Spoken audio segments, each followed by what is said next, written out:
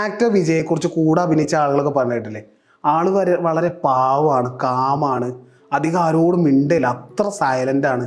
പക്ഷെ ക്യാമറ ഇങ്ങോട്ട് വെച്ചാൽ വേറൊരാളാണ്, അതുവരെ കാണാത്ത ഒരാളാണെന്ന്. അതെന്താന്ന് പറഞ്ഞാൽ അയാൾ അതുവരെയുള്ള ക്യാരക്ടർ അല്ല, വേറൊരു ഐഡന്റിറ്റി അവിടെ ഇങ്ങോട്ട് എടുത്ത് അണിയുന്നുണ്ട്. ബിയാൻസെ എന്നുള്ളൊരു അമേരിക്കൻ സിംഗർ ഈ ആൾട്ടർ ഈഗോ അപ്ലൈ ചെയ്തിട്ടുണ്ട്. അവരൊരു ഓർത്തഡോക്സ് ഫാമിലിയിൽ നിന്ന് വന്ന ഒരാളാണ്.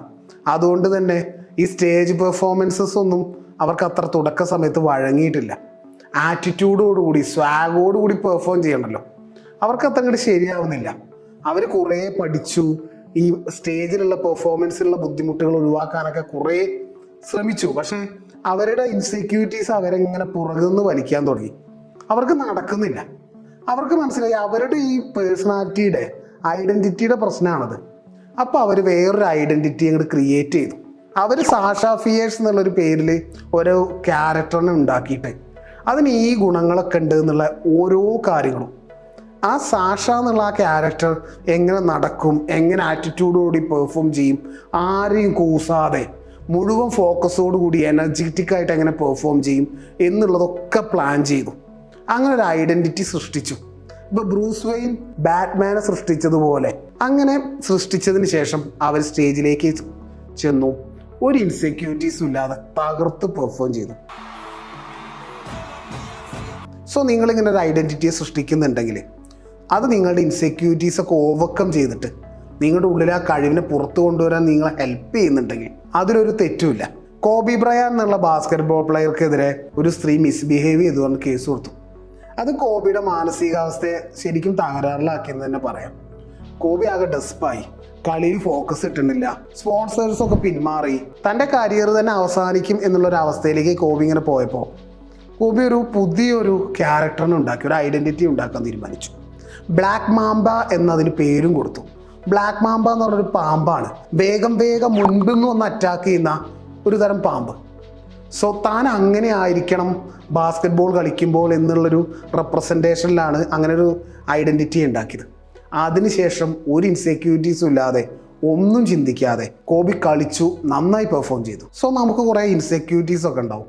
അത് കാരണം നമ്മുടെ കഴിവിനെ പുറത്ത് കാണിക്കാതെ നമ്മളിങ്ങനെ കൊണ്ടുനടക്കുകയായിരിക്കും. എന്തൊക്കെയോ സംഗതികൾ നമ്മൾ കഴിവ് എക്സ്പ്രസ് ചെയ്യാൻ പോകുമ്പോൾ പുറകു നിന്ന് ഇങ്ങനെ വലിക്കുന്നുണ്ടാവും. അങ്ങനെയുള്ളൊരു സമയത്ത് ഇപ്പോൾ സൂപ്പർമാനൊക്കെ പോലെ, ബാറ്റ്മാനൊക്കെ പോലെ നമ്മൾ വേറൊരു ഐഡൻറ്റിറ്റി ഉണ്ടാക്കിയിട്ട് നമ്മുടെ കഴിവ് പ്രദർശിപ്പിക്കുന്നു. വീണ്ടും നമ്മുടെ നോർമൽ ലൈഫിലേക്ക് വരുമ്പോൾ നമ്മൾ ഒറിജിനൽ നമ്മളുടെ ഐഡൻറ്റിറ്റിയിലേക്ക് തിരിച്ചു വരുന്നു. മണിച്ചിത്രത്താഴിൽ ശോഭൻ അഭിനയിച്ച ഗംഗ എന്നുള്ള കഥാപാത്രം, ഗംഗയിൽ നിന്ന് ഇടയ്ക്ക് നാഗവല്യം വരും. അത് മൾട്ടിപ്പിൾ പേഴ്സണാലിറ്റി ഡിസോർഡർ ആണ് ആക്ച്വലി. അത് ആൾട്ടർ ഈഗോ അല്ല, അതൊരു രോഗമാണ്. ഇത് അറിയാതെ വരുന്നത് രോഗമാണ്. എന്നാൽ അറിഞ്ഞുകൊണ്ട് നമ്മുടെ ഒരു ബെനിഫിറ്റിന് വേണ്ടിയിട്ട് നമ്മൾ ബോധപൂർവ്വം ഐഡന്റിറ്റിയിലേക്ക് മാറുന്നത്, അതാണ് alter ego. Martin Luther king പ്രധാനപ്പെട്ട സമയങ്ങളിലൊക്കെ ഈ പത്രപ്രവർത്തകരോട് സംസാരിക്കുമ്പോൾ മീറ്റിങ്ങുകളിലൊക്കെ ഒരു കണ്ണട അണിയുന്നുണ്ട്. എന്നാൽ ഈ കണ്ണടയ്ക്ക് പവറൊന്നുമില്ല.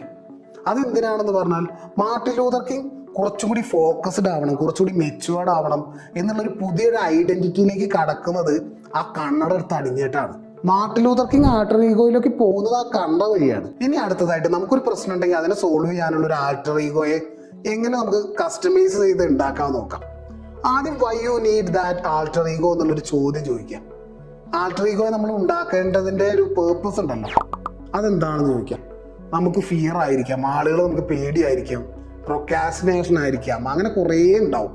അതിന് നമുക്ക് സോൾവ് ചെയ്യേണ്ട, നമ്മൾ കുറേ ശ്രമിച്ചിട്ടും പരാജയപ്പെട്ട പ്രോബ്ലം എന്താണെന്ന് നമ്മൾ ഐഡൻറ്റിഫൈ ചെയ്ത് വെക്കാം. പിന്നെ അതിന് വേണ്ട, അത് സോൾവ് ചെയ്യാൻ വേണ്ട ഒരു ക്യാരക്ടർ നമുക്ക് ബിൽഡ് ചെയ്യാം. ആ ക്യാരക്ടർ ഉണ്ടല്ലോ, ആ ഐഡൻറ്റിറ്റിയുടെ ക്യാരക്ടേഴ്സിൻ്റെ സ്വഭാവങ്ങൾ എന്തൊക്കെ, അയാൾ എങ്ങനെ നടക്കും, അയാൾ എങ്ങനെ ബിഹേവ് ചെയ്യും, അയാൾ എങ്ങനെ നോക്കും, അയാൾ എങ്ങനെ ആറ്റിറ്റ്യൂഡ് ഇടും, അങ്ങനെ ഫുൾ ചെയ്യാം, കസ്റ്റമൈസ് ചെയ്യാം. മൂന്നാമതായിട്ട് ആ ഒരു ക്യാരക്ടറിന് നമുക്കൊരു പേര് കൊടുക്കാം. എമിനത്തിൻ്റെ ഒരു സോങ് ഫുൾ തെറിയാണ്, നിർത്താതെ ഇങ്ങനെ തെറി വിളിച്ചുകൊണ്ടിരിക്കുകയാണ് കേട്ടോ. അപ്പം ഞാനിങ്ങനെ ആലോചിച്ചു, ഇത് ഇയാൾ ഇങ്ങനെ തെറിയും വിളിച്ച് എന്തൊക്കെ ആറ്റിറ്റ്യൂഡാണ് ഇയാൾ ഈ കാണിക്കുന്നത്. ഇതൊക്കെ കാണുമ്പോൾ ഇയാളുടെ പേര് പോകുന്ന ചിന്തിക്കണില്ലേ, ഇയാളുടെ ഫാമിലിയുടെ ഇമേജ് പോകുന്ന ചിന്തിക്കില്ലേ, നാട്ടുകാർ ഇയാളെ കുറിച്ച് എന്ത് ചിന്തിക്കില്ലേ. പിന്നെ എങ്ങനെയാണ് ഒരു മനുഷ്യന് ഇങ്ങനെയൊക്കെ ചെയ്യാൻ കഴിയുന്നത്? ആളുകൾക്ക് മുന്നിൽ ആളുകൾ എന്തും വിചാരിച്ചോട്ടെ, ഐ ഡോണ്ട് കെയർ എന്നുള്ളൊരു ആറ്റിറ്റ്യൂഡിൽ ഇയാൾ എങ്ങനെ ബിഹേവ് ചെയ്യുന്നത് എന്നൊക്കെ ചിന്തിച്ചിട്ടുണ്ട്. പിന്നീടാണ് ഞാൻ അറിഞ്ഞത് അത് എമിൻ എന്ന് പറഞ്ഞ ഒരാൾ നമ്മളെക്കാൾ ഇൻസെക്യൂരിറ്റീസ് ഉള്ള ആളാണ്. അയാൾ കടന്നു വന്ന വഴികളിലൂടെ കുറേയൊക്കെ അയാൾ ഇമ്പ്രൂവ് ചെയ്തു എന്നൊക്കെ പറഞ്ഞാലും അയാളുടെ പഴയ കാലത്ത് ഒരുപാട് ഇൻസെക്യൂരിറ്റീസ് ഉള്ള ആളാണ്. ആ ഇൻസെക്യൂരിറ്റീസിനൊക്കെ മറികടന്ന് ആ സ്റ്റേജിൽ അങ്ങ് ബ്ലാസ്റ്റ് ചെയ്യണമെങ്കിൽ അയാൾ അവിടെ ആൾട്ടർ ഈഗോനെയാണ് ഉപയോഗിച്ചതെന്നാണ് ഞാൻ ഗൂഗിളിൽ സെർച്ച് ചെയ്തപ്പോൾ ഒരു സ്ഥലത്ത് കണ്ടത്. ഇത്രയും ഞാൻ പറഞ്ഞത് ആൾട്ടർ ഈഗോ എന്നുള്ളൊരു ബുക്കിൽ നിന്ന് കിട്ടിയൊരു കോൺസെപ്റ്റാണ്.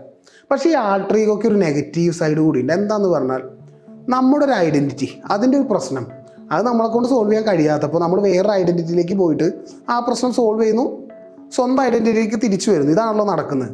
പക്ഷെ കുറേ കാലം നമ്മളിങ്ങനെ ഫേക്ക് ചെയ്ത് പോകുമ്പോൾ, ആ ഐഡൻറ്റിറ്റി ഫേക്ക് ചെയ്ത് പോകുമ്പോൾ നമ്മൾ അവസാനം അതായിട്ട് അങ്ങോട്ട് മാറാൻ തുടങ്ങും. നമ്മുടെ റിയൽ ഐഡൻറ്റിറ്റി നമുക്ക് മിസ്സാവും. അപ്പം നമുക്ക് പറയാം എങ്ങനെയാണെങ്കിലും ബെറ്റർ ആയ ഒരു ഐഡൻറ്റിറ്റി അല്ലേ നമ്മൾ ഉണ്ടാക്കിയിട്ടുള്ളത്, അതല്ലേ നല്ലത് എന്ന്. ഒറ്റ കാര്യം ആലോചിച്ചാൽ മതി. യൂട്യൂബർ സ്പീഡിൻ്റെ കഥ. യൂട്യൂബർ സ്പീഡിന് എങ്ങനെ യൂട്യൂബ് വീഡിയോ കാണാൻ നല്ല രസമാണ്. അയാൾ വേഗം കാര്യങ്ങൾ ചെയ്യുന്നു, വിയേർഡായിട്ട് ഇങ്ങനെയൊക്കെ മുഖമൊക്കെ കാണിക്കുന്നു. അവിടെ സ്പീഡ് എന്നുള്ളത് അയാളുടെ ആൾട്ടർ ഈഗോ ആണ്. പക്ഷേ റിയൽ ലൈഫിൽ സ്പീഡിൻ്റെ കൂടെ ഒരു ദിവസം നമുക്ക് സ്പെൻഡ് ചെയ്യാൻ പറ്റും. സോ പറയുമ്പോൾ എല്ലാം പറയണല്ലോ. സോ ഇങ്ങനെയൊരു മറുവശം ഇതിനുണ്ട്. So it's me MK Sidek.